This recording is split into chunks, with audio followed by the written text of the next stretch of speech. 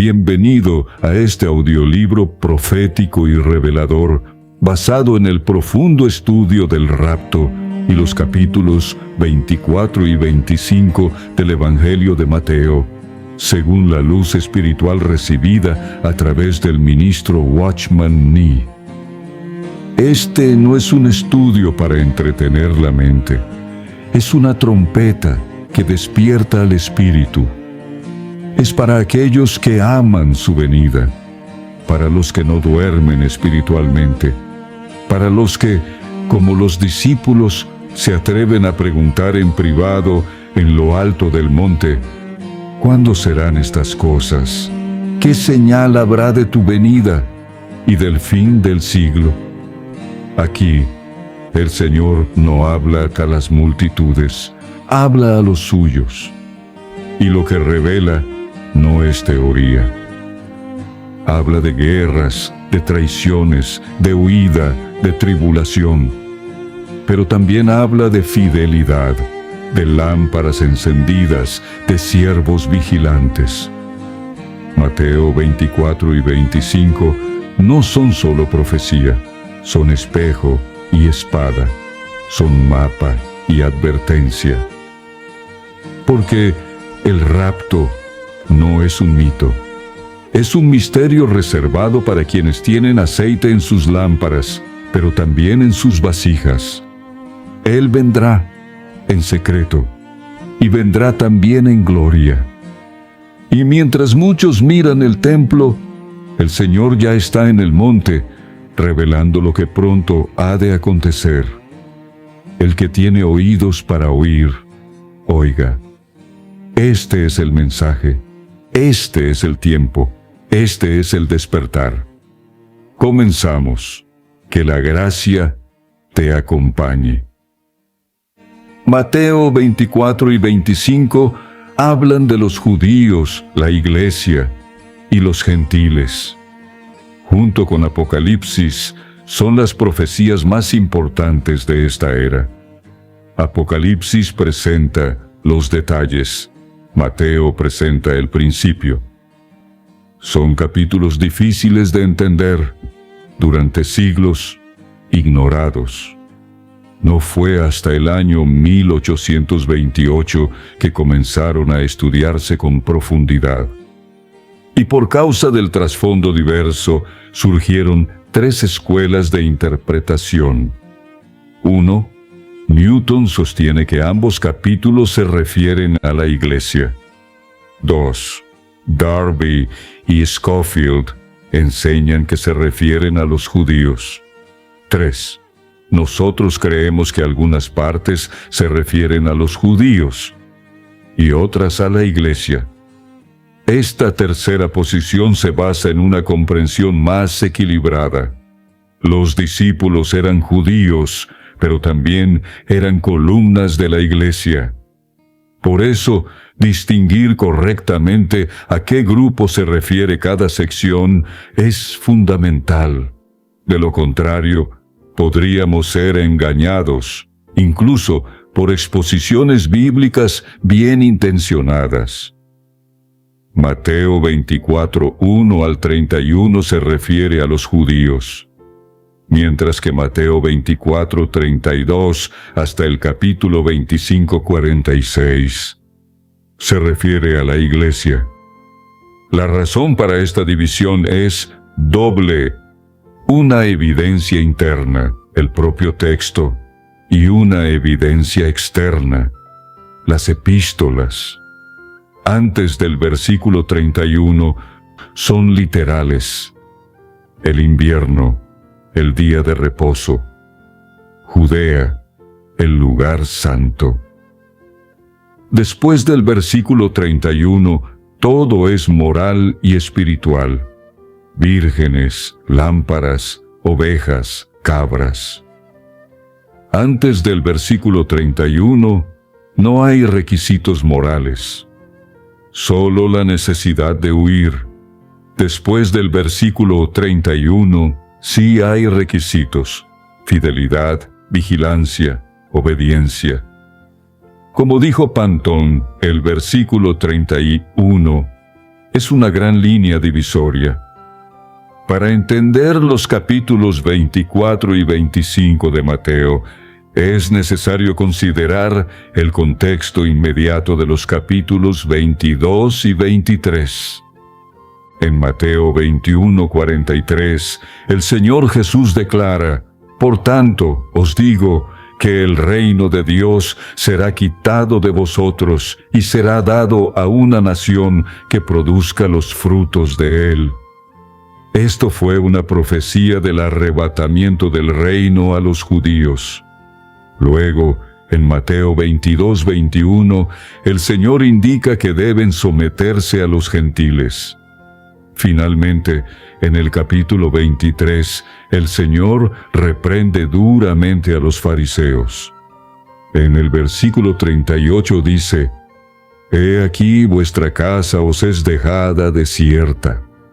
La palabra casa aquí tiene la misma raíz que la palabra edificio en Mateo 24:1. Esa casa, que debía ser la casa del Padre, pero aquí vemos que se había convertido en vuestra casa, es decir, una estructura sin la presencia de Dios. Aquí, el Señor rechaza explícitamente a la nación de Israel. Frente a él hay dos grupos: los judíos rechazados y una nueva nación que producirá fruto, mencionada en Mateo 21:43. Los discípulos, al ser judíos, representan al remanente de Israel, pero al mismo tiempo son columnas de la Iglesia. Por eso es necesario determinar con claridad qué porciones se refieren a los judíos y cuáles a la Iglesia. Desde Mateo 24:1 hasta el versículo 31, el texto tiene un enfoque netamente judío. En estos versículos se hace referencia a elementos como el lugar santo, la región de Judea y el sábado, lo cual demuestra un trasfondo claramente judío. En contraste, desde el versículo 32 hasta el final del capítulo 25, el lenguaje cambia, volviéndose más espiritual y moral, centrado en la Iglesia. El pasaje en Mateo 24:1 dice: «Y Jesús salió del templo y se iba, y sus discípulos se acercaron para mostrarle los edificios del templo». Los discípulos estaban impresionados por la belleza del templo, por su majestuosidad exterior, por sus piedras pulidas y vasos de oro. Pero en el siguiente versículo el Señor responde: ¿No veis todo esto? De cierto os digo que no quedará aquí piedra sobre piedra que no sea derribada. Jesús tenía una visión espiritual que discernía la inutilidad de lo externo cuando carece de la presencia de Dios. El templo es símbolo de la Iglesia, y la advertencia es clara. Si la Iglesia actual conserva solo la apariencia, pero ha perdido la presencia de Dios, también será dejada desierta. La gloria del templo no reside en el oro ni en la estructura, sino en la presencia del Señor. Si Él no está allí, el templo, por muy bello que parezca, no tiene valor eterno. Esta profecía se cumplió literalmente en el año 70 después de Cristo, cuando el general romano Tito destruyó Jerusalén. Al ver el oro recubriendo el templo, ordenó remover cada piedra, lo que resultó en el cumplimiento exacto de la palabra del Señor. En Mateo 24:3 se nos dice que, estando Jesús sentado en el monte de los Olivos, los discípulos se acercaron a él en privado para hacerle 3 preguntas. ¿Cuándo serán estas cosas? ¿Qué señal habrá de tu venida? ¿Y cuál será la señal del fin del siglo? Estas 3 preguntas corresponden a 3 aspectos distintos. la destrucción del templo, la venida del Señor y la consumación del siglo. Estas preguntas fueron hechas en el monte, un lugar elevado que en las Escrituras representa separación del mundo y cercanía con Dios. El Señor siempre habló cosas profundas desde el monte. Por eso, quienes no están dispuestos a pagar el precio de subir espiritualmente, no pueden comprender las profecías. Los discípulos formularon 3 preguntas específicas. La primera: ¿cuándo serán estas cosas? En referencia a la destrucción del templo. La segunda: ¿qué señal habrá de tu venida? Es decir, la señal de su regreso. La tercera: ¿cuál será la señal del fin del siglo? Que alude al cierre de la presente era. Es importante no mezclar estas preguntas. Cada una recibe su propia respuesta en la enseñanza que sigue. La primera pregunta tiene registros más detallados en los evangelios de Marcos y Lucas, mientras que las otras 2 son desarrolladas principalmente en Mateo.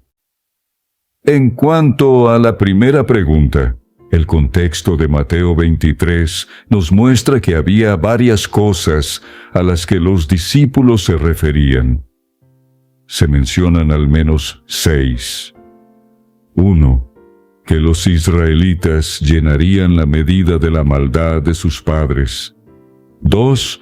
Que el Señor enviaría nuevos profetas, sabios y escribas. 3. Que el juicio vendría sobre Jerusalén. 4. Que el templo sería destruido. 5. Que todo Israel vería al Mesías. Y 6. Que el Señor reuniría al pueblo como la gallina a sus polluelos. En Mateo 24, estos 6 aspectos tienen su correspondencia. 1. La maldad se completará, como se indica en los versículos 10 al 12. 2. El Señor enviará más profetas, como en el versículo 9. 3. Habrá tribulación sobre la casa de Israel, como en los versículos 21 y 22. 4. Templo será profanado, conforme al versículo 15. 5. Todas las tribus verán al Hijo del Hombre, como dice el versículo 30. Y 6. El Señor los reunirá, según el versículo 31. Respecto a la segunda pregunta, ¿qué señal habrá de tu venida? Es importante comprender el término utilizado. La palabra griega que aparece en el texto es parusía, que significa presencia. No debe interpretarse simplemente como venida, sino como la manifestación de una presencia continua. Esta palabra aparece en el Nuevo Testamento 24 veces. En unos pocos casos se refiere a personas comunes, como en Filipenses 2:12, 1 de Corintios 5:3 y 2 de Corintios 7:6. Pero en la mayoría de los casos se refiere al Señor Jesucristo, como en Mateo 24:3, 1 de Tesalonicenses 2:19, 3:13, 4:15 y 5:23, entre otros. Además de parusía, hay otras 2 palabras importantes: epifanía y apocalipsis. Epifanía significa manifestación visible, como se ve en 2 de Timoteo 1:10 y Tito 2:13. Apocalipsis significa revelación, como se encuentra en 1 de Pedro 1:7 y 13. La parusía del Señor comienza con el primer rapto que lleva a los vencedores al trono. Santiago 5, 7 y 8 exhortan a tener paciencia hasta la parusía del Señor. 2 de Pedro 3 a 4 y Primera de Juan 2 a 28 también destacan esta expectativa. El primer rapto es mencionado en Apocalipsis 3:10, donde los vencedores son guardados de la hora de la prueba que ha de venir sobre el mundo entero. Durante la parusía ocurren múltiples eventos. La resurrección de los que son de Cristo, según Primera de Corintios 15:23. La reunión de los creyentes, como enseña Segunda de Tesalonicenses 2:1. Y la destrucción del inicuo, como se expone en el versículo 8 del mismo capítulo. La parusía, por lo tanto, se extiende desde el rapto inicial hasta la manifestación gloriosa del Señor en su venida con todos sus santos. Comprende 3 etapas. Primero, el arrebatamiento al trono. Segundo, la reunión en el aire. Y tercero, el descenso a la tierra para ejecutar juicio. Estas etapas se desarrollan en 3 ubicaciones: el cielo, el aire y la tierra. El creyente debe tener una actitud adecuada hacia la parusía. Santiago 5 exhorta a la paciencia. Primera de Tesalonicenses 3:13 habla de santidad. Primera de Tesalonicenses 5:23 llama a la preservación del espíritu, alma y cuerpo. En la parusía, los creyentes serán juzgados según sus obras, conforme a Primera de Corintios 3:12, también Primera de Juan 2:28 y otros pasajes. La manifestación de la gloria del Señor en el monte de la transfiguración, descrita en Segunda de Pedro 1:16 al 18, es un símbolo de esta parusía. Es la clave para entender la segunda venida. Además, Apocalipsis y Epifanía también se relacionan con la Iglesia. El Señor se revelará a sus santos. No solamente será visto por el mundo, sino también por los suyos. Aunque ahora caminamos por fe, llegará el día en que lo veremos cara a cara. También hay otras palabras griegas relevantes. Erchomai significa venir y se refiere a la acción misma de llegar. No incluye necesariamente el rapto. Proserchomai significa acercarse a la presencia. Deute significa ven aquí, y Heco indica que ya ha llegado. Estas palabras muestran la precisión del lenguaje bíblico. La tercera pregunta de los discípulos fue: ¿cuál será la señal del fin del siglo? La palabra griega usada para siglo es aion, que se refiere a una era o sistema de cosas. No debe confundirse con cosmos, que es el mundo físico. La consumación del siglo es el fin de la era de la Iglesia. Comienza con el arrebatamiento al trono y termina con la venida del Señor a la tierra con sus santos. Esto ocurre durante la parusía, pero desde otra perspectiva. Lo que ocurre en la tierra.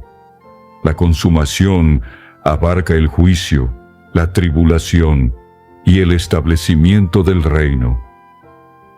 Con estas 3 preguntas, los discípulos, aunque no comprendían plenamente la Iglesia ni el desarrollo escatológico, fueron guiados por el Señor a recibir revelaciones profundas.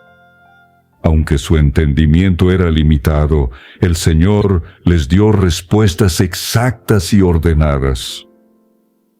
En Mateo 24, los versículos 4 al 14 contienen la respuesta del Señor a la primera parte de las preguntas de los discípulos. Esta sección se refiere principalmente al principio de los dolores, es decir, al comienzo de los eventos que preceden a la gran tribulación. En el versículo 4, Jesús advierte: mirad que nadie os engañe. Esta exhortación es fundamental. La profecía, más que un conocimiento anticipado del futuro, es una luz que guía y evita el engaño. Como se enseña en 2 de Pedro 1:19, la profecía es una lámpara que alumbra en lugar oscuro. El peligro de ser engañado es real, y el Señor lo enfatiza desde el inicio. En el versículo 5 añade: porque vendrán muchos en mi nombre, diciendo: yo soy el Cristo, y a muchos engañarán. Esta es la primera señal que precede a la tribulación: la aparición de falsos cristos. Josefo, el historiador judío, relató que antes de la destrucción de Jerusalén, hubo varios individuos que afirmaban ser enviados por Dios y que inducían a las multitudes a seguirlos al desierto, afirmando tener poderes milagrosos. Estos engañadores surgieron como consecuencia del rechazo de los judíos al verdadero Mesías. El versículo 6 continúa: y oiréis de guerras y rumores de guerras. Mirad que no os turbéis, porque es necesario que todo esto acontezca, pero aún no es el fin. El Señor aclara que estas cosas sucedan no constituyen el fin del siglo. Son más bien preludios. La historia desde la muerte del Señor hasta hoy ha estado marcada por guerras constantes y rumores de guerra, pero eso no significa que el fin haya llegado todavía. Los versículos 7 y 8 desarrollan esta idea: porque se levantará nación contra nación y reino contra reino, y habrá pestes, hambres y terremotos en diferentes lugares. Y todo esto será principio de dolores. En el texto original, la palabra pestes aparece junto a hambres. Estos 4 elementos, guerra, hambre, pestilencia y terremotos, son las señales generales del principio de los dolores. No son el fin, pero anuncian su cercanía. Estos eventos guardan paralelismo con los primeros 4 sellos de Apocalipsis, en el capítulo 6. El caballo blanco del primer sello representa al falso Cristo. El caballo rojo simboliza la guerra. El negro representa la hambruna. Y el pálido o verde, según el texto original, representa la muerte por plagas. En cada uno de estos juicios, Dios permite que una parte del mundo experimente dolor creciente. Son como dolores de parto. El fin aún no ha llegado, pero se avecina. La Primera Guerra Mundial dejó 10 millones de muertos. Las hambrunas en Rusia, India y China causaron millones de muertes. Las pestes en Sudamérica y los terremotos en Asia y Jerusalén son más frecuentes y devastadores. En promedio, hay varios terremotos diarios en diferentes partes del mundo. Estas realidades confirman que los dolores han comenzado. En el versículo 9, el Señor introduce un nuevo aspecto: la persecución. Entonces os entregarán a tribulación y os matarán, y seréis aborrecidos de todas las naciones por causa de mi nombre. Aquí se trata de persecución directa contra creyentes fieles. En el contexto del pasaje, se refiere a creyentes judíos como los mencionados en Mateo 10. Estos creyentes serán perseguidos y algunos serán muertos, como se registra en Marcos 13 y Lucas 21. Ellos guardan el sábado, guardan los mandamientos y creen en Jesús como el Mesías. El versículo 10 dice: muchos tropezarán entonces y se entregarán unos a otros, y unos a otros se aborrecerán. La persecución tendrá consecuencias sociales y espirituales. La traición, el odio y la apostasía serán frecuentes. La presión externa revelará la falta de raíz en muchos. En el versículo 11, Jesús advierte: y muchos falsos profetas se levantarán y engañarán a muchos. Así como habrá falsos cristos, también habrá falsos profetas. Estos no solo se levantarán entre los judíos, sino también entre los cristianos. En tiempos de confusión, muchos buscarán líderes que ofrezcan esperanza falsa y serán engañados. El versículo 12 declara: y por haberse multiplicado la maldad, el amor de muchos se enfriará. Esta es una de las señales más alarmantes: el enfriamiento del amor. La iniquidad no solo afectará el mundo exterior, sino también el corazón de los creyentes. Esto crea el ambiente propicio para la venida del anticristo. El versículo 13, sin embargo, ofrece esperanza. Mas el que persevere hasta el fin, éste será salvo. La perseverancia en medio del engaño, la persecución y la frialdad es la evidencia de la verdadera fe. Esta salvación no se refiere a la vida eterna, sino al ser librado del juicio venidero.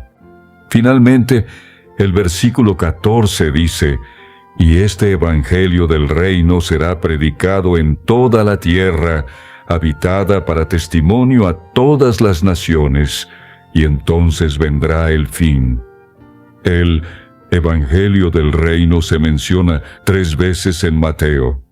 Pablo, en el libro de Gálatas, dice que solo hay un tipo de evangelio. Gálatas 1, 6 al 9.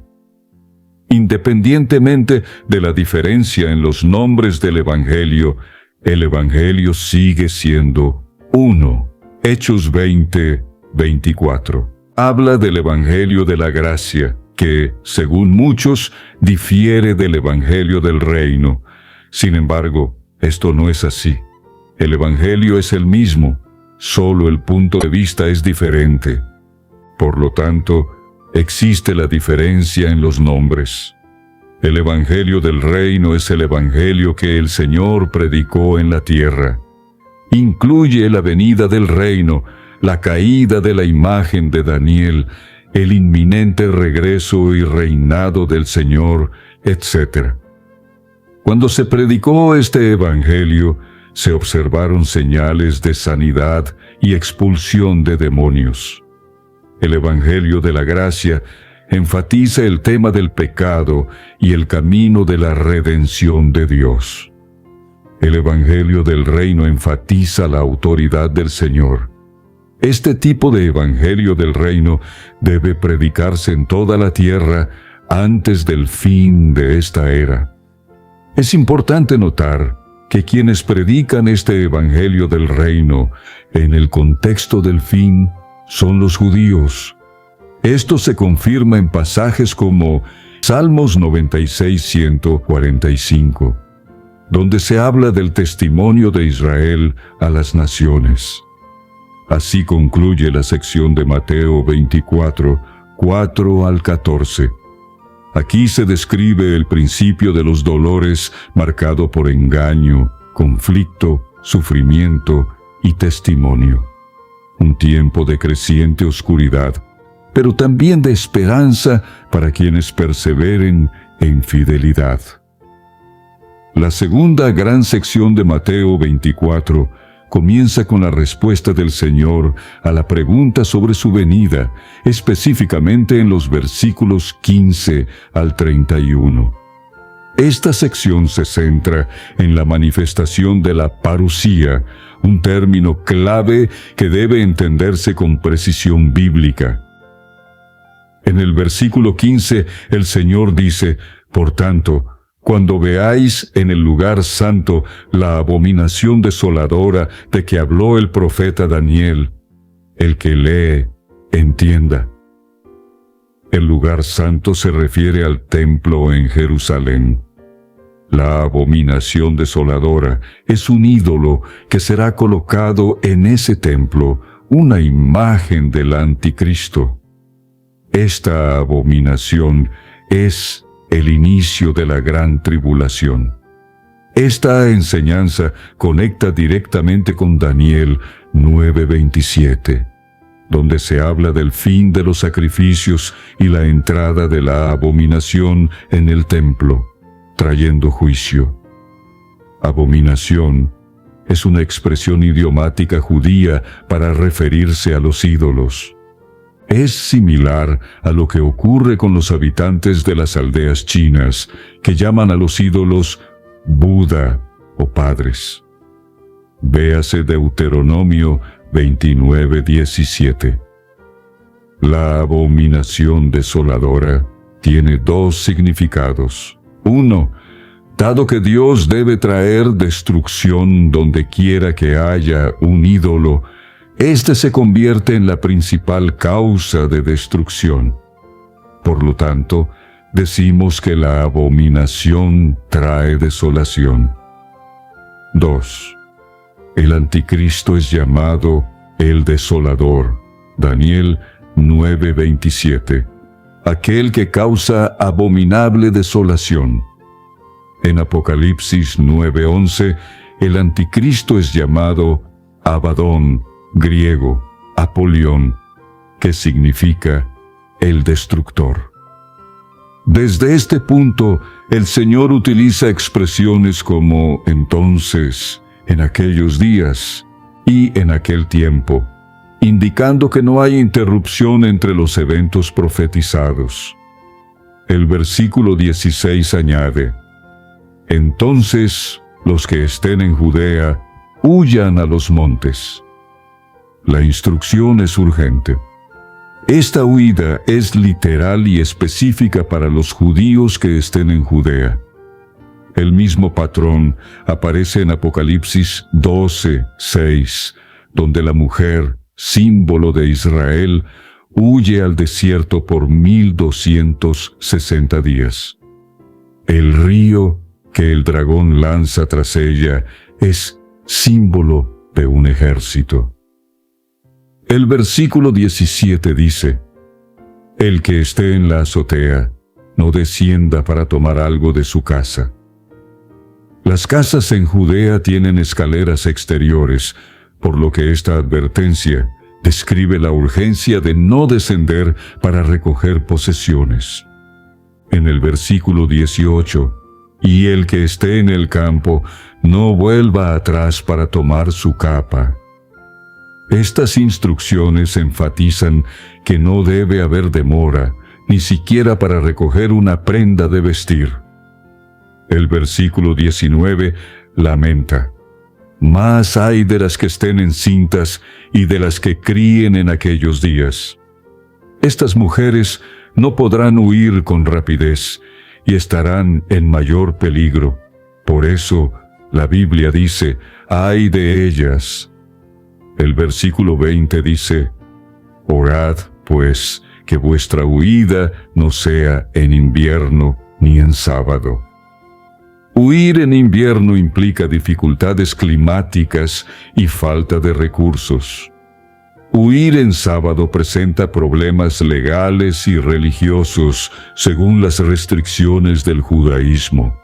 Esta referencia al sábado confirma que la audiencia inmediata de estos versículos es el pueblo judío, no la iglesia. El versículo 21 marca el inicio del período más crítico. Porque habrá entonces gran tribulación, cual no la ha habido desde el principio del mundo hasta ahora, ni la habrá. Esta tribulación es única en intensidad. Es el mismo período mencionado en Daniel 12:1, donde se habla de un tiempo de angustia para el pueblo de Israel.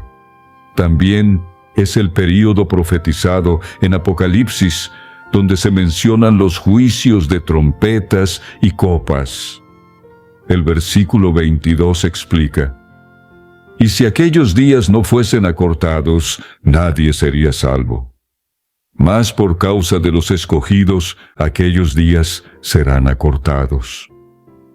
La tribulación está limitada en duración, 3 años y medio, según Apocalipsis 11:2, 11:3 y 13:5, que mencionan 42 meses o 1260 días. El acortamiento de los días no es una reducción del tiempo profético, sino una indicación de la misericordia de Dios sobre los escogidos. El versículo 23 dice: «Entonces, si alguno os dijere, mirad, aquí está el Cristo, o mirad, allí está, no lo creáis». Esta es una advertencia clara contra los falsos cristos durante este período.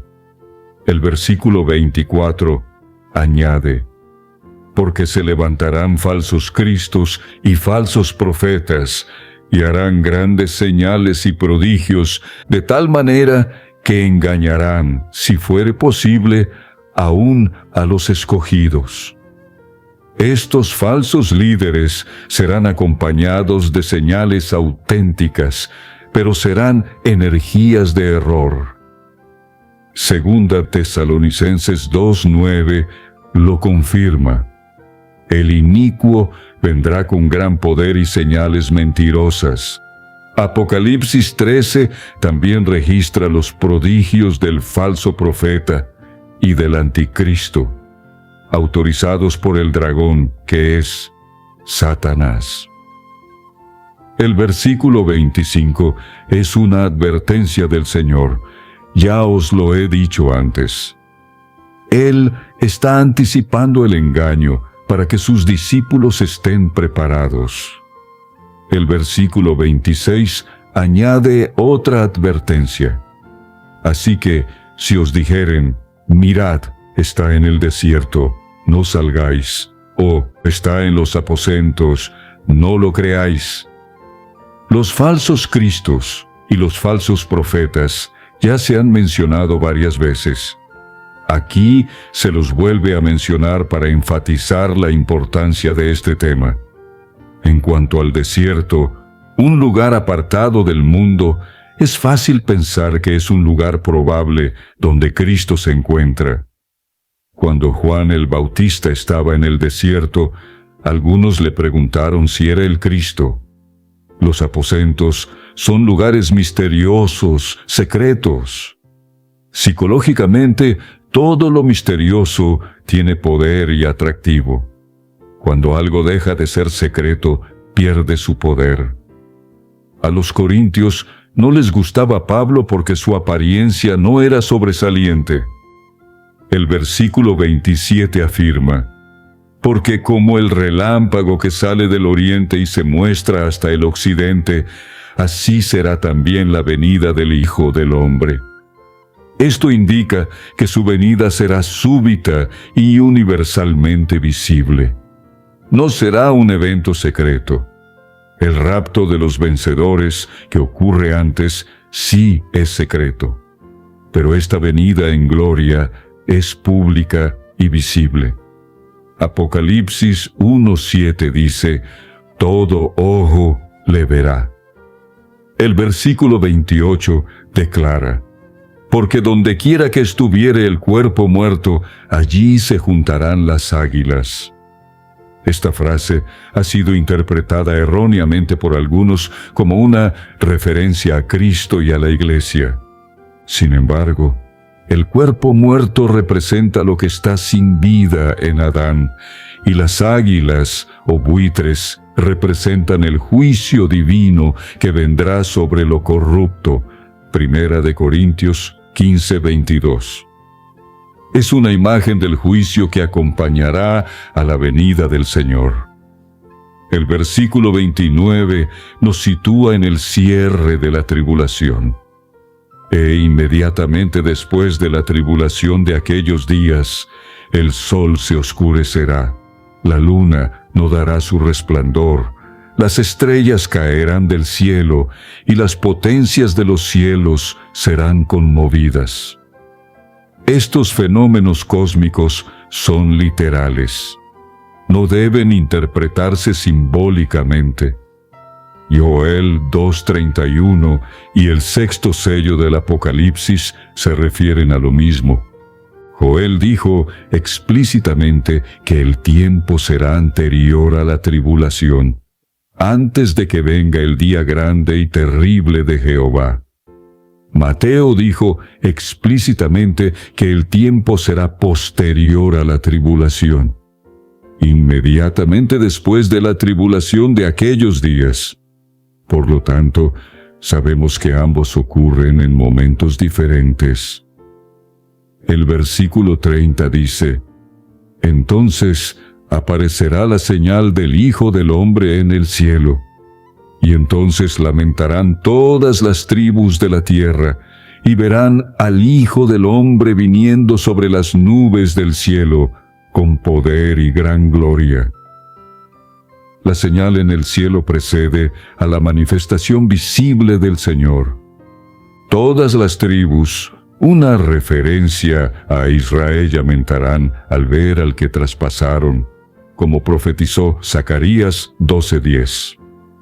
La segunda venida manifestará no solo autoridad, también poder. Ya no cabalgará sobre un pollino, como el Rey de paz. Su venida con poder es para ejecutar el juicio de Dios. En el futuro, Satanás cometerá muchos actos ilícitos. El Señor lo destruirá con su poder. En la primera venida del Señor, sanar a los enfermos, expulsar demonios y calmar el viento y las olas fueron resultado del ejercicio de su autoridad. Pero en su segunda venida ejercerá su poder.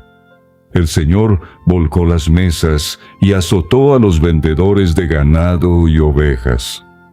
Aunque esto fue un ejercicio de su fuerza humana, el verdadero azote no se ejecutó sobre cuerpos humanos. El verdadero significado fue una demostración de su autoridad, viniendo sobre las nubes del cielo. El primer arrebatamiento será un arrebatamiento al trono. El segundo arrebatamiento será a las nubes en el aire. Entonces el Señor descenderá sobre las nubes. Finalmente, el versículo 31 dice: Y enviará sus ángeles con gran voz de trompeta, y juntarán a sus escogidos de los cuatro vientos, desde un extremo del cielo hasta el otro. Esta reunión de los escogidos es distinta del rapto mencionado en Primera de Tesalonicenses 4. Aquí no se trata de los vencedores que fueron arrebatados antes de la tribulación, sino de aquellos que fueron guardados durante este período y ahora serán reunidos al Señor. Este versículo 31 es, como ya se ha dicho, una línea divisoria en el capítulo. Hasta aquí, el Señor se ha dirigido al pueblo judío. A partir del versículo 32, el enfoque cambia hacia la iglesia. La gran tribulación se ha cumplido, el juicio ha comenzado, y la gloria del Hijo del Hombre ha sido revelada. A partir de Mateo 24:32, comienza una nueva sección que se dirige principalmente a la iglesia. Esta transición se establece claramente en el versículo 31, que, como ya vimos, marca el fin del enfoque exclusivo en el pueblo judío. Ahora el Señor introduce enseñanzas con un carácter moral y espiritual dirigidas a aquellos que deben vigilar y prepararse para su regreso. El versículo 32 dice: De la higuera aprended la parábola. Cuando ya su rama está tierna y brotan las hojas, sabéis que el verano está cerca. La higuera es un símbolo de Israel. Su reverdecer representa el restablecimiento de la nación judía. La señal aquí no es un evento aislado, sino un proceso progresivo que indica la cercanía del reino. El versículo 33 añade: Así también vosotros, cuando veáis todas estas cosas, conoced que está cerca, a las puertas. El Señor está enseñando que los eventos descritos en los versículos anteriores, guerras, pestes, señales cósmicas, tribulación y su manifestación gloriosa son señales inequívocas de su pronta venida. La Iglesia no debe ignorarlas. En el versículo 34, Jesús afirma: De cierto os digo, que no pasará esta generación hasta que todo esto acontezca. Esta declaración ha sido interpretada de distintas maneras. Algunos creen que se refiere a la generación contemporánea de Jesús. Sin embargo, por el contexto profético, se refiere a la generación que verá comenzar las señales finales. Esa generación no terminará sin haber presenciado la totalidad de los eventos escatológicos. El versículo 35 confirma la certeza de las palabras del Señor. El cielo y la tierra pasarán, pero mis palabras no pasarán. Esta afirmación subraya la autoridad divina de sus palabras proféticas. Nada podrá invalidarlas ni alterarlas. El versículo 36 dice: Pero del día y la hora nadie sabe, ni aun los ángeles de los cielos, sino solo mi Padre. Aunque las señales pueden observarse, el momento exacto de su venida permanece oculto. Esta ignorancia no debe generar descuido, sino vigilancia. El énfasis no está en calcular, sino en velar. En el versículo 37, Jesús introduce una comparación crucial. Mas como en los días de Noé, así será la venida del Hijo del Hombre. La generación de Noé vivía ajena al juicio inminente.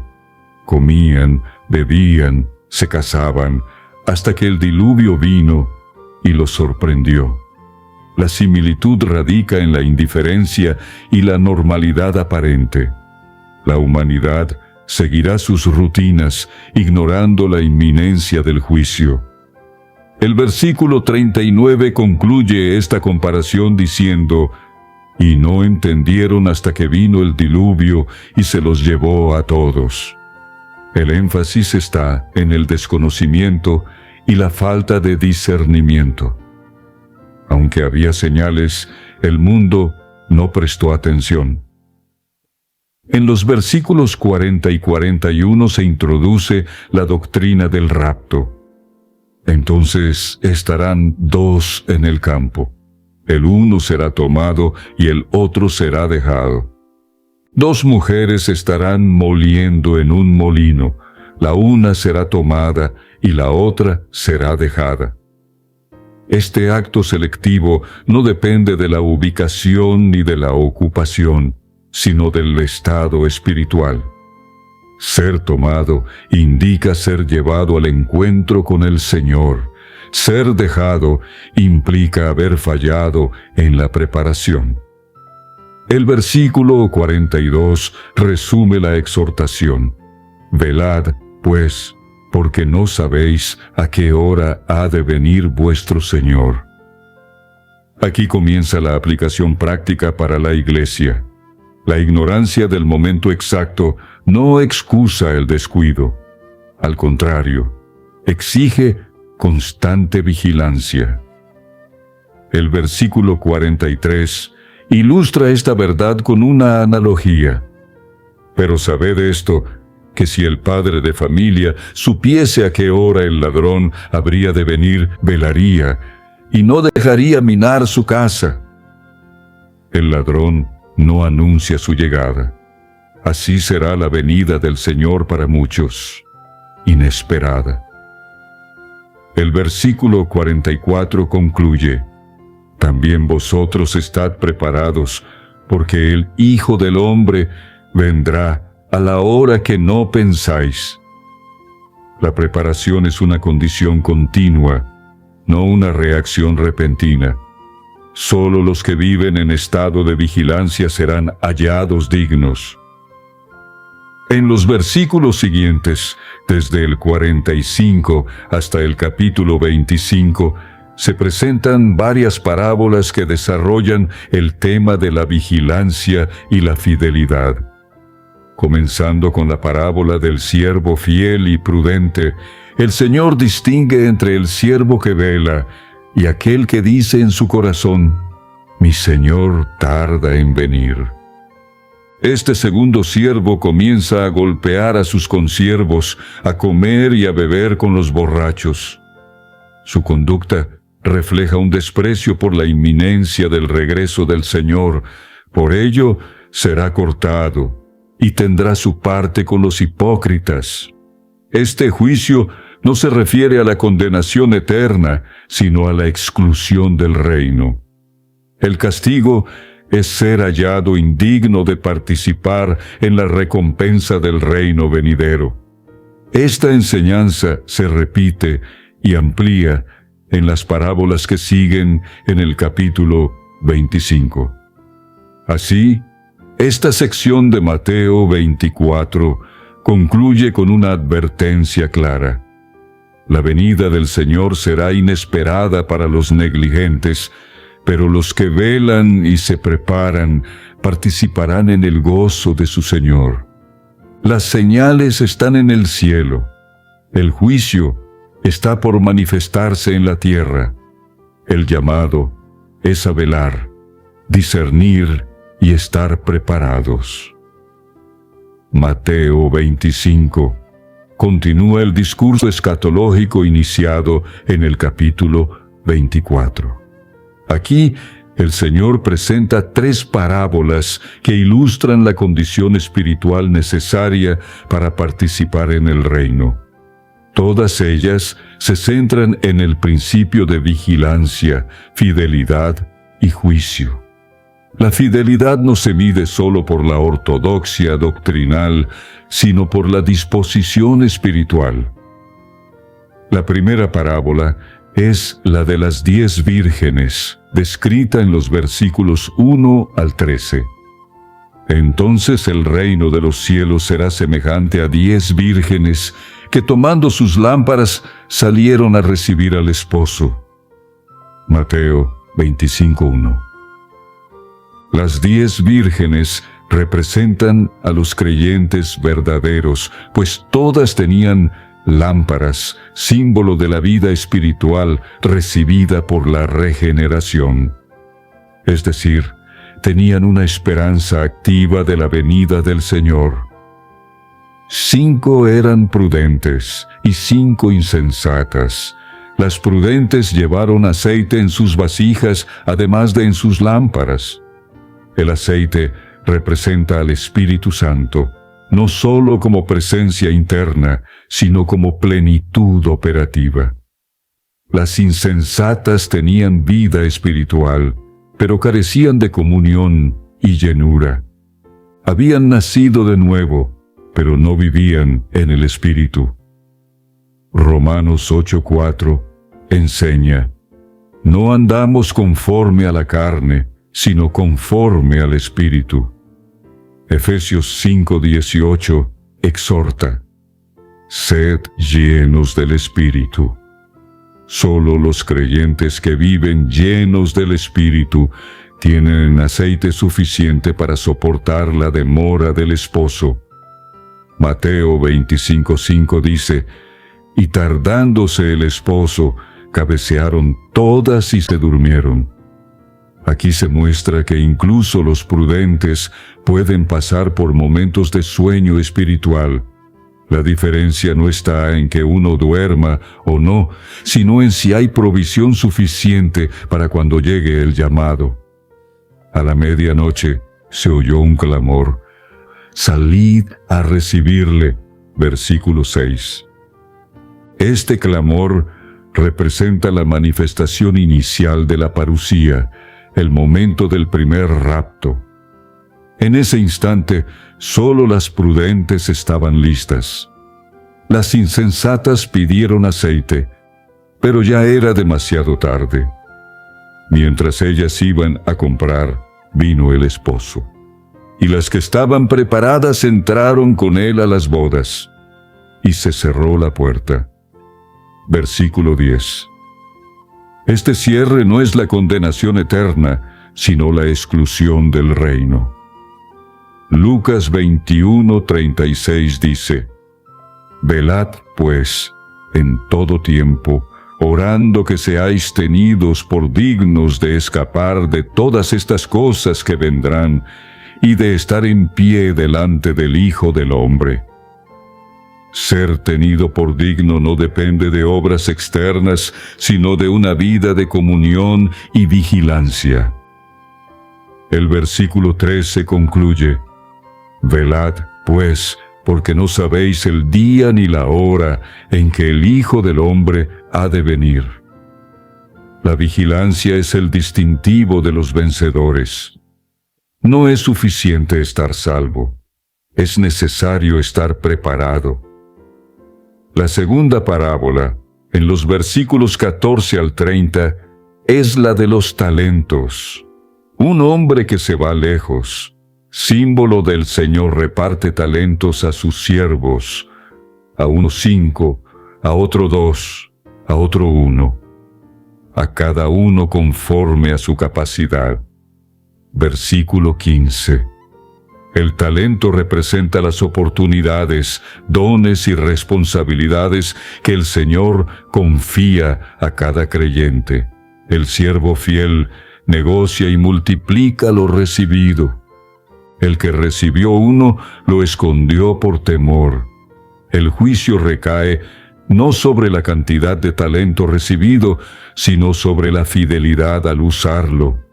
Bien, buen siervo y fiel. Sobre poco has sido fiel, sobre mucho te pondré. Entra en el gozo de tu Señor. Versículo 21. Esta es la recompensa del reino. Por el contrario, el siervo negligente es reprendido. Siervo malo y negligente. Versículo 26. No se le llama incrédulo, sino negligente. Su castigo es ser echado en las tinieblas de afuera, lo cual representa la pérdida del reino. No se trata del infierno, sino de la exclusión del gozo del Señor. Mateo 8, 12 y 22, 13 emplean la misma expresión para referirse al castigo temporal del siervo infiel.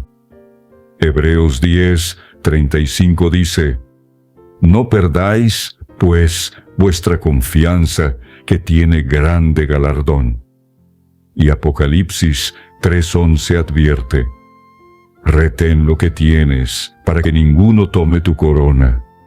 La tercera parábola, desde el versículo 31 al 46, trata del juicio de las naciones. Es el juicio de los gentiles que sobreviven a la gran tribulación. Aquí el Señor se manifiesta gloriosamente como Rey. Cuando el Hijo del Hombre venga en su gloria y todos los santos ángeles con él, entonces se sentará en su trono de gloria. Versículo 31. Este juicio no es el juicio del gran trono blanco, ni el tribunal de Cristo, sino una evaluación de las naciones gentiles al final de la tribulación. Se separan ovejas y cabritos. Las ovejas representan a los gentiles que ayudaron a los hermanos del Señor, es decir, a los judíos creyentes perseguidos durante la tribulación, mientras que los cabritos representan a los que los despreciaron. Por cuanto lo hicisteis a uno de estos mis hermanos más pequeños, a mí lo hicisteis. El principio aquí es que la conducta hacia los siervos de Dios durante el tiempo de angustia será el criterio de juicio. Este juicio no otorga salvación eterna por obras, sino que determina entrada o exclusión del reino milenial. El castigo de los cabritos es ser echados al castigo eterno, lo que indica que no creyeron ni demostraron fe a través de sus obras.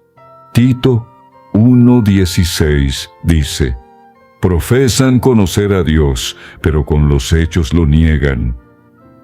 Con estas 3 parábolas concluye el discurso profético del Señor. No basta con tener luz, se requiere aceite. No basta con tener talento, se requiere diligencia. No basta con oír su palabra, se requiere obedecerla. Apocalipsis 19:7 dice: gocémonos y alegrémonos y démosle gloria, porque han llegado las bodas del Cordero y su esposa se ha preparado. Prepararse es vigilar. Prepararse es servir. Prepararse es amar su venida. Con la conclusión de Mateo 25, el Señor completa su discurso profético iniciado en el capítulo 24. En este cierre se despliega la consumación del plan de Dios para esta era. La enseñanza de Jesús no termina en advertencia, sino en gloria.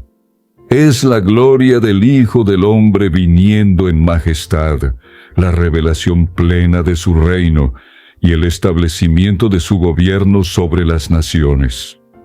El versículo 31 marca el punto culminante.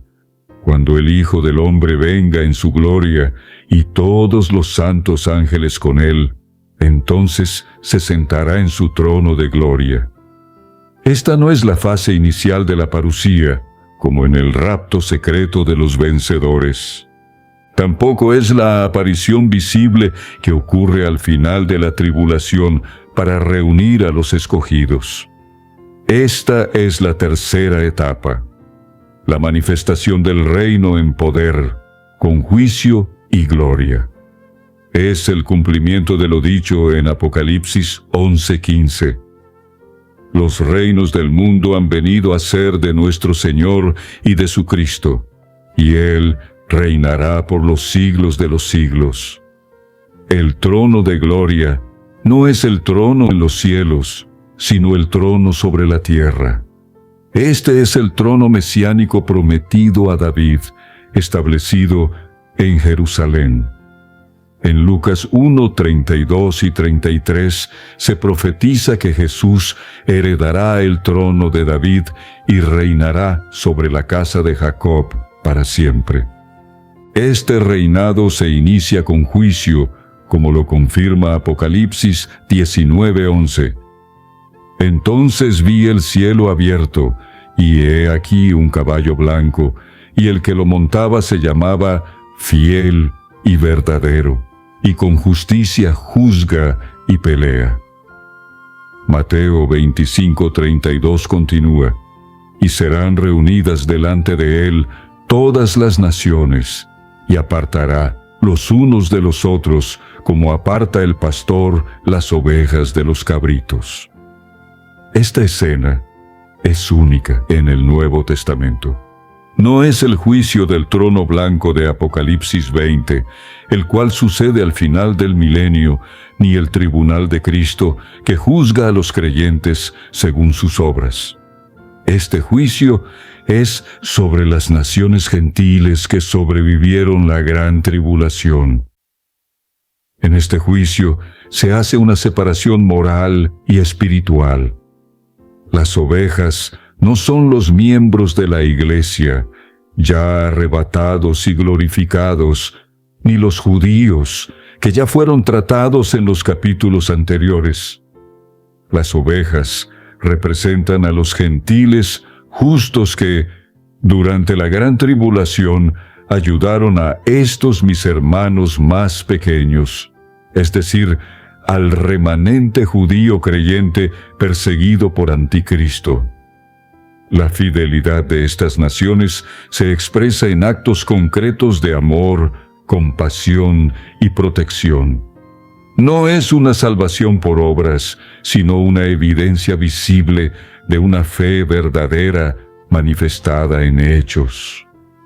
Por contraste, en los versículos 41 al 46, los cabritos son aquellos que no demostraron misericordia hacia los hermanos del Señor. Su indiferencia y dureza de corazón los delatan. El Rey les dirá: «Apartaos de mí, malditos, al fuego eterno preparado para el diablo y sus ángeles». Versículo 41. Esta severa sentencia muestra que su conducta no fue una simple omisión ética, sino evidencia de una incredulidad radical. El juicio no es solo por lo que hicieron, sino también por lo que dejaron de hacer. Santiago 2:17 enseña: «La fe, si no tiene obras, es muerta en sí misma». El versículo 46 concluye: «E irán estos al castigo eterno, y los justos a la vida eterna». Este castigo no es temporal ni simbólico, es eterno. Del mismo modo, la recompensa de los justos no es solo entrar al reino, sino participar de la vida eterna, que en este contexto no es solo duración, sino calidad de vida en presencia de Dios. Este capítulo, y con él todo el discurso de Mateo 24 y 25, revela el orden divino para el fin de esta era. Primero, el rechazo de Israel y la transferencia del reino a una nueva nación. Segundo, la advertencia profética a los discípulos sobre el fin del siglo. Tercero, el principio de dolores, guerras, pestes y persecución. Cuarto, la gran tribulación, con la manifestación del Anticristo y la abominación desoladora. Quinto, la parucía del Señor en 3 fases: rapto, manifestación en gloria y juicio de las naciones. Sexto, el juicio sobre creyentes fieles y negligentes, vírgenes, siervos y ovejas o cabritos.